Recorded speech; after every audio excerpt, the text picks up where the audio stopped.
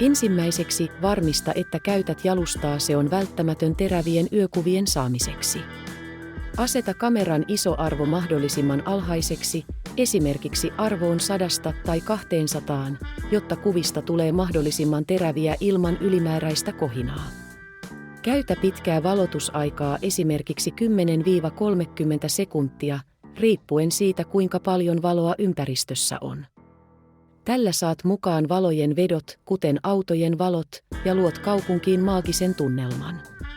Käytä kameran manuaalitilaa M-tila, jotta voit hallita valotusta täysin. Säädä aukkoa pienemmäksi, kuten f8 tai f11, jolloin saat laajemman syväterävyyden ja koko maisema pysyy terävänä. Voit myös kokeilla kuvata RA2V-muodossa, jotta voit muokata kuvia tarkemmin jälkikäteen. Kokeile erilaisia kuvakulmia, esimerkiksi korkealta rakennuksesta tai suoraan kadulta. Nauti yökuvauksen taianomaisesta tunnelmasta ja anna kaupungin valojen loistaa.